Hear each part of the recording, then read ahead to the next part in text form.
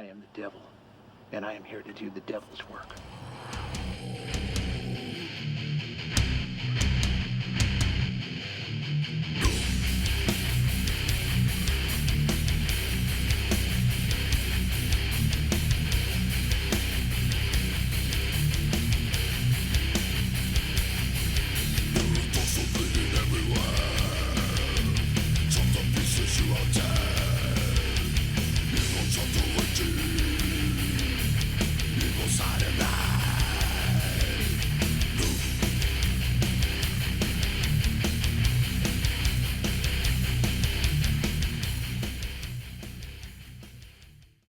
Hi, I'm F. Paul Wilson, and I'm on this week's show, so take a look.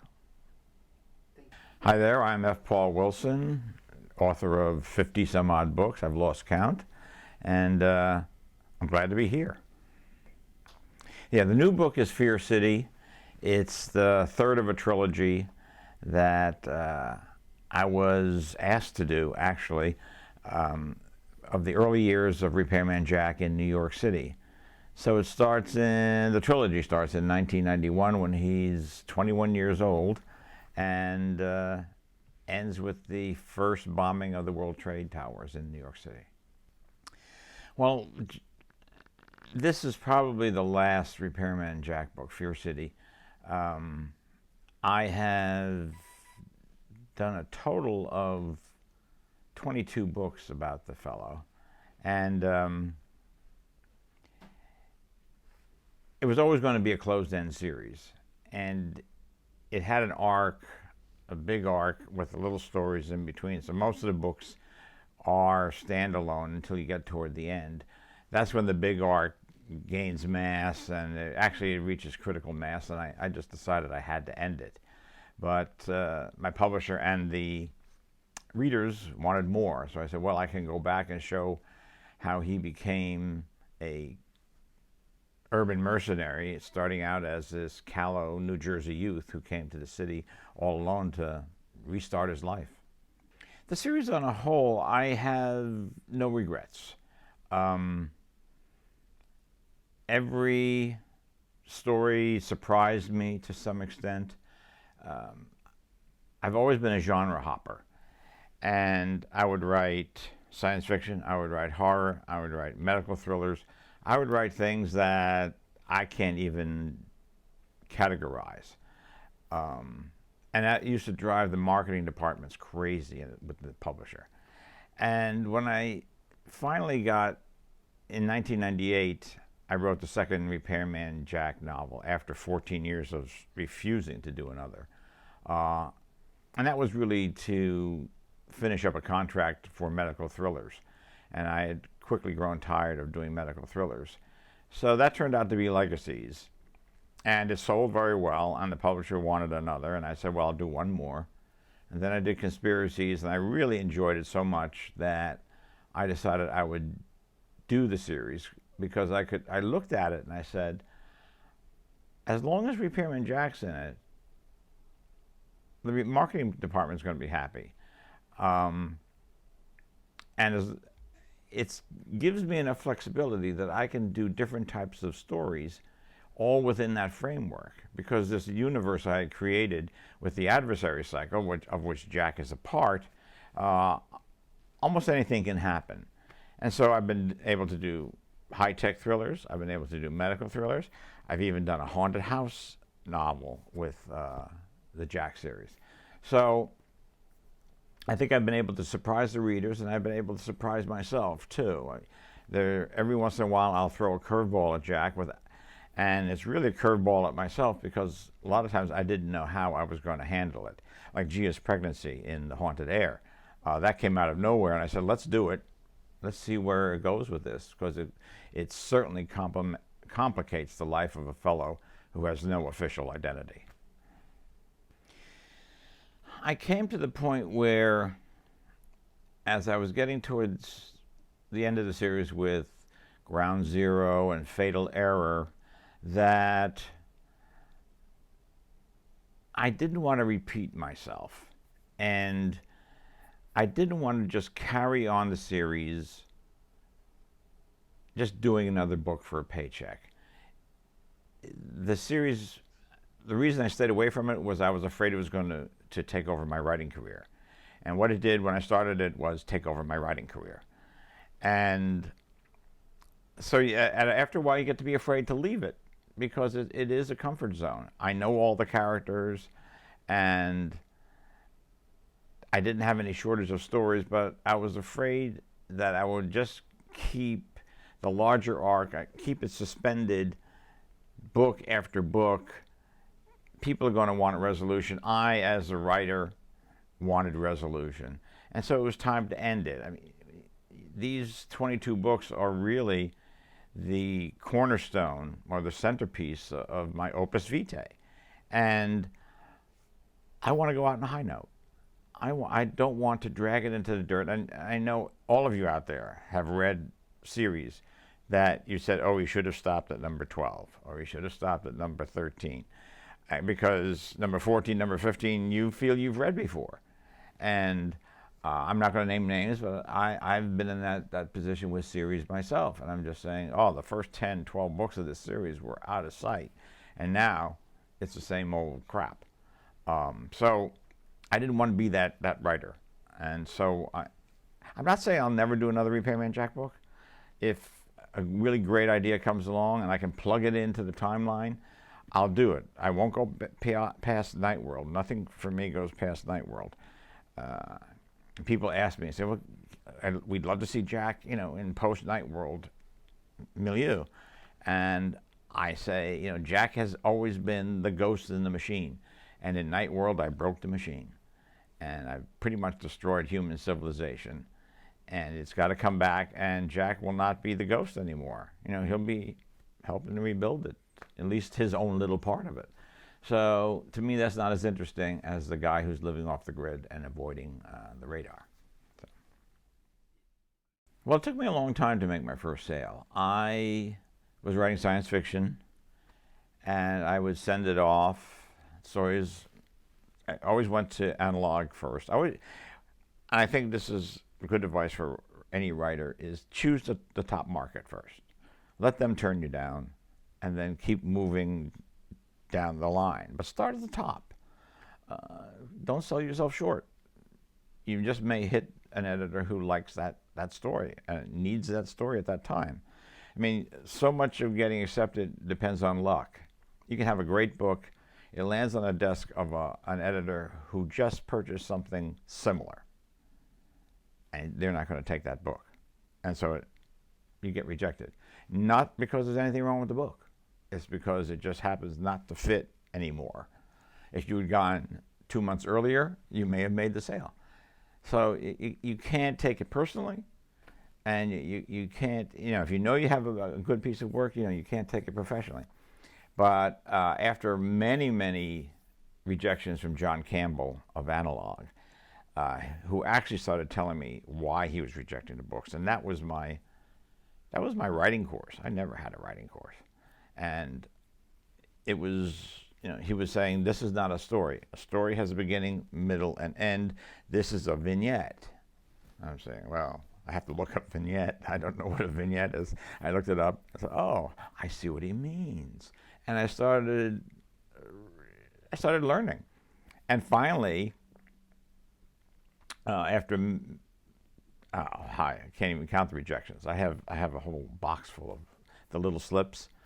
I got a check from Condé Nast, and they bought my story Ratman, and there was no note. I'm going through there.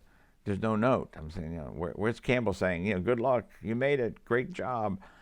But the way it works is he sends a payment requisition, and someone cuts a check and sends it to me from the accounting department. So that's the way it goes. But that was $375, a nickel a word. And I remember my wife and I dancing around the kitchen. It was like $375 at once. And so it went on from there. I just kept writing and writing. And when Stephen King and Peter Blatty and Ira Levin made horror an acceptable type of thing where actually people were starting to look for horror. That was my first love, was horror, but I couldn't sell it because there was no market. So I wrote The Keep, and everyone at that time was writing small town horror. And I happened to be I was an H.P. Lovecraft fan. I was a Robert E. Howard fan, but I was also a Ludlum fan, Robert Ludlum, and I loved his paranoid thrillers. And I decided, maybe I could, those are my two loves. Maybe I'll put them together in one book. And so I decided, and the Ludlum thing is that people are always lying to each other, to the reader, and so I took that mindset and put it in a castle in Romania, in the Transylvania Alps, and had a bunch of German, on the eve of World War II, and had a bunch of German soldiers move in and make the mistake of breaking into the wall. So they released something, and from then on, it went to the movie. Actually, we sold to the movies before we sold it to William Morrow for publication. But that made my career. That the hardcover sold okay, but the paperback went right up the bestseller lists. And from then on, I was a horror writer. So that's what they even forgot that I had written science fiction. It's like, this is, 10 years of slaving, in the fields, and all of a sudden you're the overnight sensation, the overnight success. But that was, that was a big deal. I mean, that advance and getting that from I had been published by Doubleday, but the William Morrow was in a way a coup for me. My biggest advance was for a medical thriller called The Select. I was down in Florida just on a vacation, and I was out with some friends, and I came back, and back in those days we didn't have email. This was like 1990. There was no email or voicemail. You had a little record, a recording answering machine with a tape in it, and I called up, my answering machine in the evening, and message from my agent, call me, message from my agent, call me, message from my agent, call me. And I said, what's going on? So it was too late. I called the office, and he'd gone home. So I called him the next day. He was saying, everyone's gone crazy bidding on this book. And he said, well, if I'd been talking to you earlier, you would have had this, you would have known all the bidders. He says, we're down to 2. And, they're very close to each other. And is there either anyone you prefer? I said, yes, I prefer the one who bids the most. So it turned out that I wound up back with William Morrow again. I had gone away for years, and I came back and wound up with them. They made the highest bid.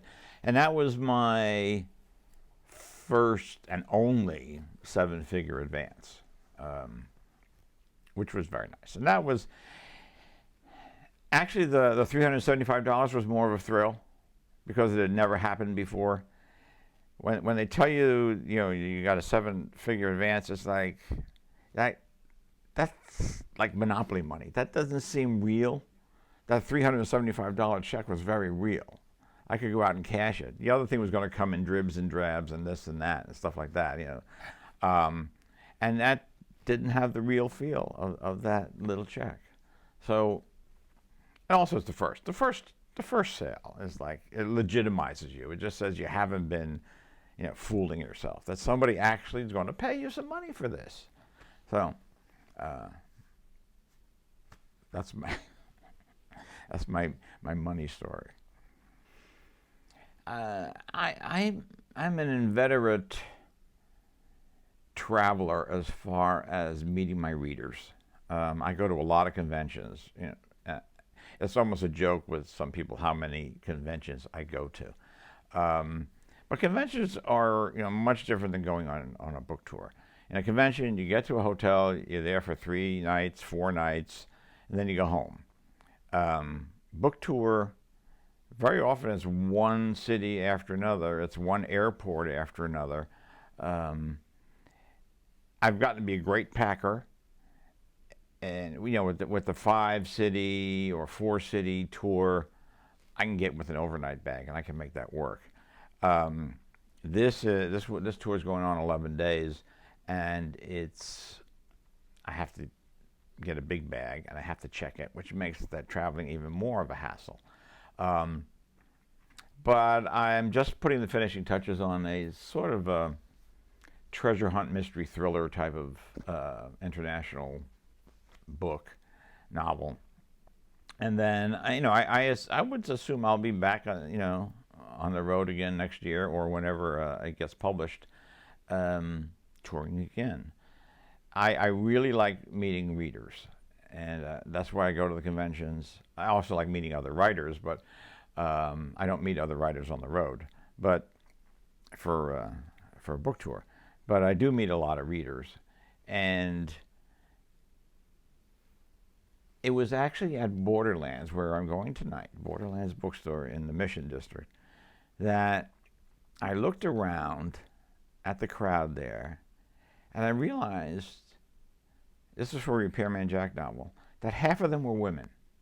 And I had always, in my head, thought that I would be 90% a male audience for Jack and 10% female.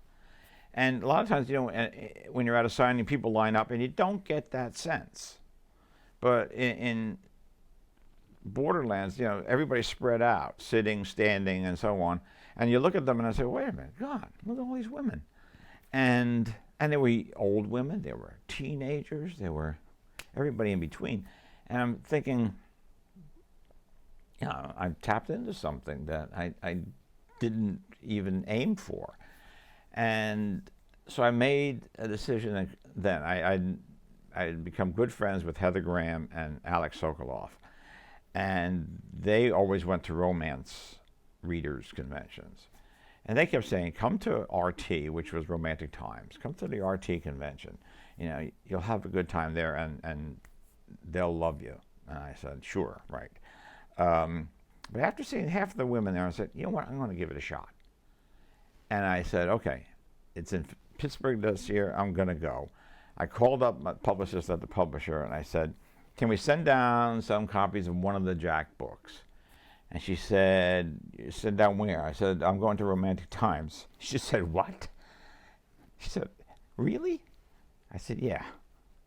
How many can we send? And she said, well, let me check stock and see which the warehouse has the most of, and we'll send 500. I said, great. So we sent 500 down, and I unboxed them at Heather Graham's Vampire Ball, which she does at the at RT every year. Put them on a table for free. And by the end of the Vampire Ball, they were all gone. And I said, well, that's good. Let's see what happens. My website, therepairmanjack.com, had been getting 1.8 million hits a month. The month after RT, it got 2.8 million. And by the end of the year, it was up to 3.8 million hits a month. And there's only one. And my editor, I was talking to my editor, I said, how's the backlist going? He said, it's going great. He says, what happened? I said, RT. I said, and so Barry Eisler and I were the only male authors there. And we made a pact, because they treated us like, they featured us and interviewed us. And I said, Barry, we can't tell anybody about this. And he opened his big mouth. So now there's a lot of male writers there. But at that convention, it was just two of us. And but it was, that's the type of thing where going on the road and actually seeing your readers can open your eyes to something which you can't tell from the royalty statement. It just tells you how many books you sold. It doesn't tell you to whom. And then, but going out and seeing your readers, you suddenly realize that the demographics are not what you thought they were.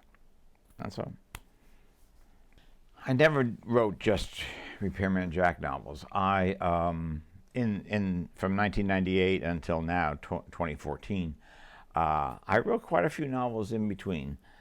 Some of them were done piecemeal, like Midnight Mass, my vampire novel. I first wrote as a novella, and then I added to the story and another 3 novellas or so, and finally put them all together into the novel. I did a sort of a new age thriller called The Fifth Harmonic, which is probably my most personal book, and I could not find a New York publisher for it. They didn't know what to do with it. So my agent found a small press in Virginia called Hampton Roads, and they published it. And pretty much no one bought it. It was just, it's just too different. I always, whenever I sign it, and I inscribe it a kinder, gentler me, because no one dies in the book. I'm trying to think of some of the other books I did. I did a lot of short stories. I finally pretty much given up on short stories because the amount of effort that goes into one, I would rather put into a novel. I did a book called Sims. Again, that was originally Richard Chismar came to me and said, "Have you got anything? I'm doing a novella series." I said, "Well, I had this idea about these, upgraded chimpanzees. It's more science fiction, and he tends to do horror." And he said, "No, I want it. I want it." So I started writing it, and finally I called him and I said, I can't fit this into 40,000 words. I said, it's just too big a story. And he said, "Well, I'll tell you what, we'll do a series of novellas. You write them, we'll publish them." And so there turned out to be 5 of them, and I put them all together in the novel Sims, and it won the Prometheus Award. And I'm very proud of that book. That's it's got all the thriller elements, but it's got a real human angle with non-human characters. What else did I do? I did 3 YA Jack novels while I was writing the adult novels. They were fun. For that age, or the middle age group, middle grade group, it made the Voya recommended list for that age group, and they're only about 65,000 words, so you can fit them in between the adult novels. So again, I have all these stories. People say, "Are you going to run dry?" I said, my problem is worrying about living long enough to tell them all. I'm working with Tom Monteleone. We're cranking out another middle grade YA series that take place in this land we call Nocturnia. There are some other things I'd like to pursue. I'd like to do more, young adult stuff. I'd like to do. Tom and I would like to do a series of graphic novels. We have something plotted out, and we'd like to get like to find the right publisher and the right artist to do it. So I keep busy. I've always kept my writing life and my private life separate. If you go to my Facebook page, you don't know that I'm, husband, father, grandfather, any of that. No kid pictures. I used to have pets. I don't anymore. But if I did have pets, you would not see them up there.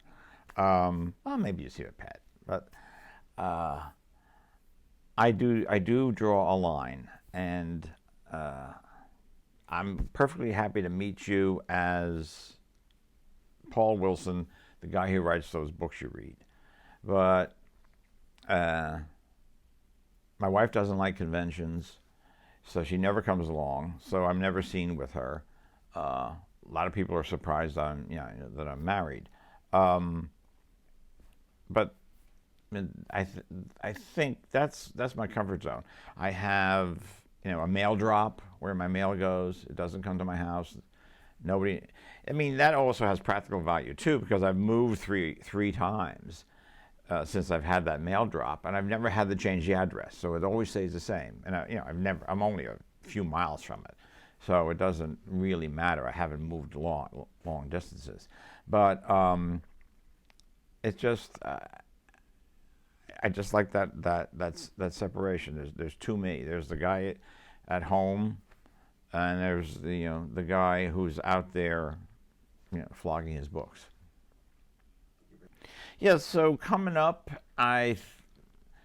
Tom and I are just finishing up the second book in our Nocturnia series. The first one started as a limited edition, and now we're going to do the ebook and the trade paperback. And the second book is going to come out in a limited edition. I just putting the finishing touches on a new novel that my agent will be sending around. And we're just about Tom and I are just about to start on the third Nocturnia book and make sure that's ready for next fall. I got a lot of conventions coming up. I've got the Writers Boot Camp, the Borderlands Boot Camp that I do every year, which has actually helped me become a better writer, because when you're pointing out all the things that these people are doing wrong, and then you go back to your own manuscript and say, oh crap, that's the stuff I was telling them not to do, so you get rid of it. It sharpens your eye for careless writing, because sometimes if you're just rolling along, you can get careless with passive constructions and all sorts of technical stuff like that you shouldn't be doing in a thriller. And I'll be, as I said, I'll be going to my fair share of conventions, and I'll be starting a new novel next year. So always busy.